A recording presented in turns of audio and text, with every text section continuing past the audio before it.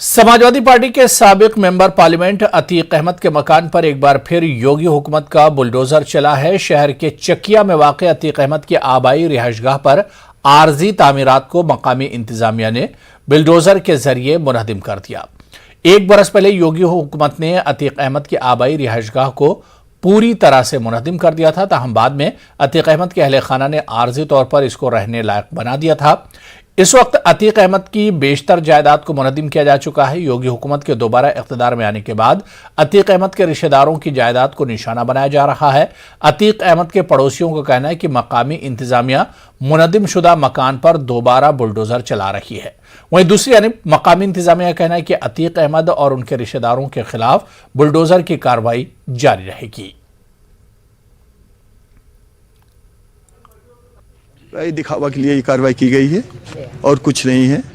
कोई कंस्ट्रक्शन नहीं हुआ था और भैंस रखने के लिए एक शेड था बस, और कुछ भी नहीं। इसके अलावा जो एंगल बाहर लगवाया गया था बाहरी जानवर के अंदर ना आने की वजह से, कि अंदर ना आए इसकी वजह से, और 2-3 आदमी रहते हैं, कुत्ते की देखभाल करते हैं, तो वो लोग शौचालय बना लिया, उसको भी तोड़ दिया उन्होंने। सरकार बनने के बाद ये पब्लिक को दिखाने के लिए ऐसा हमारा प्रशासन भी कर रहा है और शासन का तो आदेश ही है सब। FIR भी दर्ज कराया जाएगा और जो भी और कार्रवाइयाँ होंगी वो भी की जाएंगी ऐसे लोगों के। अतीक अहमद से क्या संबंध है खालिद? सुनने में आया है और क्या जो बता रहे हैं लोग कि उनके खास नज़दीकी रिश्तेदार हैं। हाँ बिल्कुल, कार्रवाई बीच में बताया गया, जैसा कि बताया किसी कारण से जो है ये नहीं हो पाई थी बीच में, और फिर से ये कार्रवाइयाँ शुरू की गई हैं और निरंतर ये जो है चलती रहेंगी। मुल्क गिर मुलाजमीन की हड़ताल के दूसरे दिन आज तमाम ट्रेड यूनियनों का एक मुश्तरका एहतजाज तस्वीर महल वाक़े राजा महेंद्र प्रताप पार्क में किया गया, जहां सभी मुलाजमीन जमा हुए और हुकूमत की प्राइवेटाइजेशन की पॉलिसी के खिलाफ जमकर एहतजाज किया।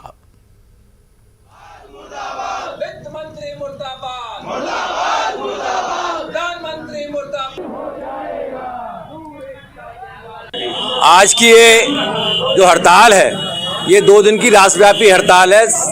10 सेंटर की ट्रेड यूनियन सारी संयुक्त रूप से और सैकड़ों स्वतंत्र फेडरेशंस, इसमें बीमा, bank, LIC, medical related association, post office, income tax, तमाम केंद्र राज्य सरकार के कर्मचारी जो है, केंद्र सरकार की जो आर्थिक नीतियां हैं जिसके तहत पिछले 7 साल से मोदी सरकार लगातार सार्वजनिक उद्योगों को बेच रही है।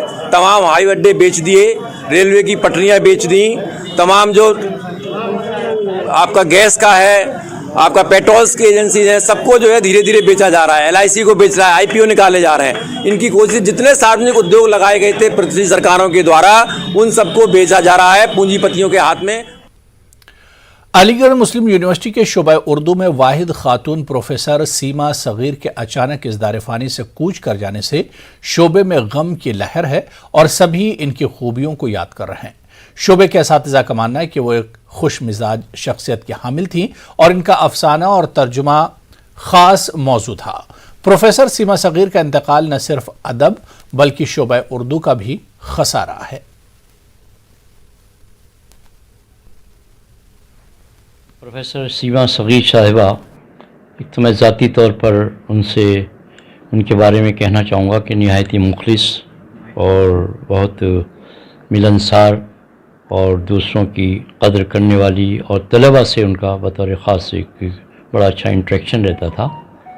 और जहाँ तक एक अच्छी उस्ताद भी रही वो, उनकी जो शागिर्द हैं ज़ाहिर है उनसे बहुत मोहब्बत करते थे। खूबी ये थी कि वो दूसरों की खूबियों को भी उजागर करती थी, उन्हें भी बयान करती थी। उसके अलावा जो जहाँ तक उनके इल्मी सफ़र का ताल्लुक़ है, वो उनको फिक्शन और तर्जुमे से गहरी दिलचस्पी थी। शोबा उर्दू को पूरे शोबा उर्दू सोगवार है और गम में डूबा हुआ है, तो बहुत बड़ा खसारा है उनके जाने से, और इस कमी को हम और इस गम को हम बर्दाश्त नहीं कर पा रहे हैं और उनके हक़ में दुआ करते हैं, उनके मग़फ़िरत की दुआ करते हैं। और बहुत लायक और बहुत फ़ायक और बहुत संजीदा और बहुत उम्दा रिसर्चर की हैसियत से भी सीमा सगीर ने अपनी एक शनाख्त कायम की थी। कई किताबें और उर्दू, हिंदी अफसाने का तकाबुली तज्ज़िया या मुताला उनका ख़ास मैदान था।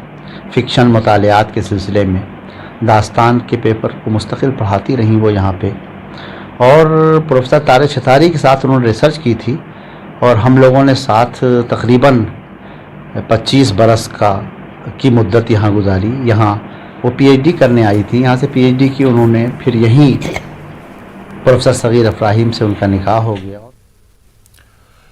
मेरठ में बीजेपी के मकामी लीडर और साबिक वज़ीर ममलिकत सुनील भराला ने आज सर्किट हाउस में मंडल की जायजा मीटिंग के बाद प्रेस से बात करते हुए बीजेपी हुकूमत के दूसरे दौर में कामगारों के लिए अमल में लाई जा रही स्कीमों का जिक्र किया। साथ ही कश्मीर फाइल्स फिल्म को लेकर दिल्ली के वज़ीर आला अरविंद केजरीवाल के बयान पर भी सख्त रद्द-ए-अमल का इजहार किया। उन्होंने कहा कि केजरीवाल एक तबके की तस्कीन के लिए इस तरह की सियासत कर रहे हैं जिसका जवाब इन्हें आइंदा इलेक्शन में मिल जाएगा। अभी ये लक्ष्य निर्धारित ये किया गया कि प्रत्येक जनपद से कम 100 परिवारों को धार्मिक यात्रा कराई जाए। अरविंद केजरीवाल जी ने दिल्ली में बहुत सारी फिल्मों को टैक्स फ्री किया था। आप सब लोग, हमारे मीडिया के और पत्रकार बंधु सब जानते होंगे इस बात को कि उन्होंने अनेक फिल्में की हैं, लेकिन कश्मीर फाइल को उसने ये सलाह दे डाली, टैक्स फ्री करने के बजाय उल्टी ये सलाह दे डाली कि इसको यूट्यूब पर डाल दो। अरविंद केजरीवाल जी को जो राष्ट्र हित में एक राष्ट्र के सारे समुदायों को, उसमें किसी ने भी उसका विरोध नहीं किया, परंतु वो उस पर तुष्टीकरण की राजनीति करने से बाज नहीं आ रहे हैं। उसको सोचना चाहिए, विचार करना चाहिए। दी कश्मीर फाइल में जो कश्मीर ब्राह्मणों का उत्पीड़न और उसका वो दिखाया गया है, वो देश के सामने सच आना चाहिए था, लेकिन विलंब से आया है। वो सच आया है तो उसे दिखाने में उसे कोई परहेज नहीं करना चाहिए। गाजियाबाद के खोड़ा थाना हल्के के संगम पार्क में एक नौजवान को बदमाशों ने गोली मारी। यह नौजवान इसी इलाके में परचून की दुकान चलाता है और जब वो दुकान पर बैठा था तभी बदमाशों ने इस पर फायरिंग की। गौरव नामी नौजवान को जख्मी हालत में अस्पताल में दाखिल कराया गया है, जहां इसका इलाज चल रहा है। पुलिस मामले की तफ्तीश कर रही है। आज खोड़ा थाना क्षेत्र के संगम पार्क के पास में करीब 10 बजे गौरव नामक लड़के को, जब वो अपने किराना की दुकान पे था, 2 अज्ञात बदमाशों ने आके उसको गोली मार दी है, जिसका इलाज जीटीबी हॉस्पिटल दिल्ली में चल रहा है। प्रथम दृष्टया जो अभी हम लोगों ने पता किया है तो 2016 से ससुराली जनों से इसका विवाद चल रहा है। अभी 4 दिन पहले ही ससुराल पक्ष से इन लोगों का झगड़ा हुआ था, जिसमें 2 लोगों को की 151 की कार्रवाई की गई है। आगे हम लोग जांच पड़ताल कर रहे हैं, तहरीर लेकर के एफआईआर पंजीकृत करके जल्दी ही केस को वर्कआउट कर लेंगे।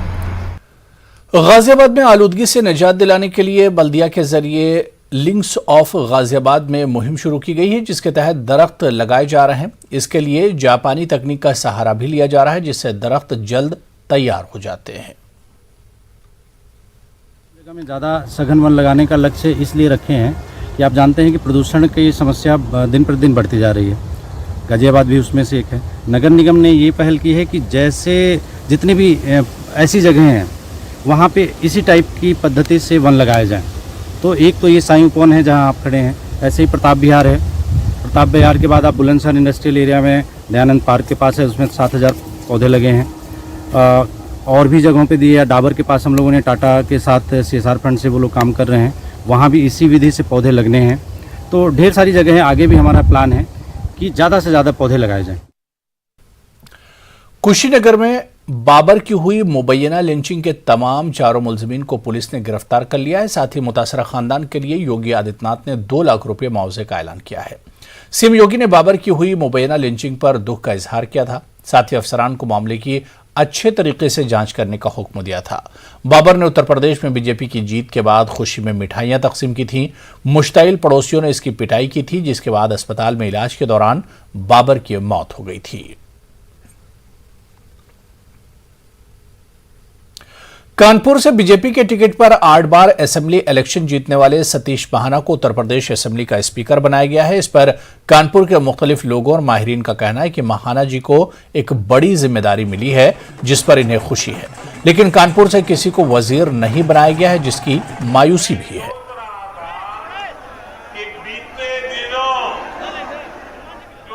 सतीश महाना कानपुर के लिए बहुत बड़ा नाम है। मेरा मानना है कि संघ से वो इतने लंबे समय तक जुड़े रहे, 8 बार विधायक भी चुने गए और पिछले कार्यकाल में वो औद्योगिक मंत्री रहे हैं, लेकिन इस कार्यकाल में उन्हें विधानसभा अध्यक्ष बनाया गया है। मेरा अध्यक्ष बनाना चलिए बहुत अच्छी बात है, बहुत बढ़िया है, लेकिन कहीं ना कहीं अछूता छोड़ दिया है कि कानपुर में एक तेज तर्रार मंत्री की आवश्यकता थी, जो हमें अभी तक नहीं मिल पाया है। इस बार अगर हम ये देखें कि राज्य मंत्री और कैबिनेट मंत्री जो भी बने, उसमें कानपुर के एक भी मंत्रियों को शामिल नहीं किया गया है, तो कहीं ना कहीं इसे लेकर कानपुर में निराशा है, कानपुर के लोगों में भी निराशा है। हाँ, इस बात की खुशी भी है कि सतीश महाना को विधानसभा अध्यक्ष चुना गया है। कानपुर के लिए बहुत गर्व की बात है कि यहाँ के कोई मंत्री जो हैं वो विधानसभा अध्यक्ष बन गए हैं, लेकिन हाँ, किसी भी दूसरे विधायक को कोई मंत्री पद नहीं मिला तो कानपुर अछूता सा रह गया है। और हमेशा से महाना जी भी एक मंत्री पद पर रहे थे और उन्होंने काफ़ी काम किए हैं कानपुर के लिए, लेकिन अब वो अध्यक्ष के रूप में काम करेंगे तो खुश तो हम बहुत हैं इस चीज़ को लेकर के, लेकिन हाँ, कानपुर में विकास की रफ्तार क्या होगी इसको लेकर थोड़ा चिंतित भी है।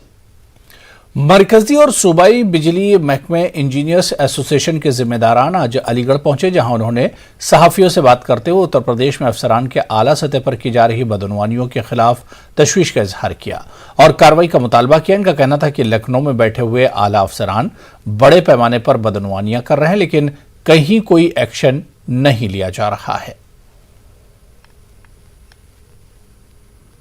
उत्तर प्रदेश का टॉप मैनेजमेंट जो चेयरमैन के नाम से जाने जाते हैं, उनके सहयोगी जो एमडीज एंड डायरेक्टर्स, ये सब मिलकर के वहाँ शक्ति भवन के गलियारे में अरबों रुपए का भ्रष्टाचार जो है लगातार कर रहे हैं। उदाहरण के लिए उत्तर प्रदेश के ऊर्जा सेक्टर में कुल अगर उत्पादन निगम, जल विद्युत, पावर ट्रांसमिशन, पीसीएल को मिला के लगभग 45,000 कर्मचारी हैं।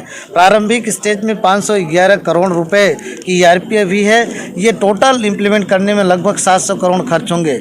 लेकिन इसके अदर आप दूसरे प्रदेशों में देखिए, महाराष्ट्र में जहां पर वहाँ 94,000 जो है कर्मचारी हैं और जहां पर वहाँ एम्प्लॉई की संख्या के साथ कंज्यूमर की संख्या लगभग 2.25 करोड़ है। ऐसी हालत में वहाँ पर ERP 90 करोड़ में खरीद की गई है। तमिलनाडु में यहाँ से दुगने कर्मचारी 70,000 कर्मचारी हैं, वहाँ ERP की कास्ट मात्र 40,000 में इंक्लूडिंग कंज्यूमर सर्विसेज है। ऐसी हालत में लगभग 20 गुना महंगा ERP की खरीदारी करके ये बहुत बड़े पैमाने पर बंदर बाट खेल है, पैसे का दुरुपयोग यानी भ्रष्टाचार है, ये पहला है। और प्रदेश के ऊर्जा मंत्री जी ने भी जो कल अपना आवंटन हो गया है श्री अरविंद शर्मा जी को, उनसे भी हमारी ये मांग है कि ये सारा भ्रष्टाचार है, इस पर अंकुश लगाएं, इसकी जांच कराएं और जो दोषी हैं शीर्ष प्रबंधन के लोग, उनके साथ में अपना जो है कार्रवाई होनी चाहिए। कार्रवाई न होने की दिशा में हम भी एक स्टेक होल्डर होने के नाते इस विभाग के साथ में हमारे भी हित और अहित जुड़े हुए हैं। हमारी सेवा शर्तें जो 14 जनवरी को 2000 को जो समझौते हुए, उसके बाद से लगातार एक तरफा सेवा शर्तों में लगातार संशोधन करके उनको सेवा शर्तों को कमतर किया जा रहा है, ये कतई बर्दाश्त नहीं किया। अलीगढ़ के थाना खैर वाक़े AB इलेक्ट्रॉनिक्स के शोरूम में शॉर्ट सर्किट से लगी आग ने इलाके में कोहराम बर्पा कर दिया है। शोरूम के ऊपरी हिस्से में रिहाइश थी, जहां से लोगों ने वहां मौजूद घरवालों को बहिफाजत बाहर निकाला। अलीगढ़ के खैर पलवल रोड पर मोहम्मद आबिद अली की AB इलेक्ट्रॉनिक्स के नाम से शोरूम है। आज अचानक आग लग गई और देखते ही देखते शोरूम में रखा इलेक्ट्रॉनिक सामान जलकर राख हो गया। इत्तला पर पहुंची फायर ब्रिगेड की 3-4 गाड़ियों ने बमुश्किल आग पर काबू पाया। लेकिन फिर भी शुक्र है कि कोई जान का नुकसान नहीं हुआ और छोटे छोटे बच्चे भी ऊपर थे जी, उन्हीं लोगों ने बचा लिया और जितना माल बचा सकते थे उतना बचा। ये हमारे आबिद भाई हैं, उनकी AB इलेक्ट्रॉनिक्स नाम से जो है वो इस बाईपास रोड पर दुकान है जी। इसमें काफ़ी तादाद में जो है वो फ्रिज और AC और इलेक्ट्रॉनिक्स की दुकान है। इसमें बहुत। चलिए यहाँ पर रुकेंगे फिलहाल छोटे से ब्रेक के लिए।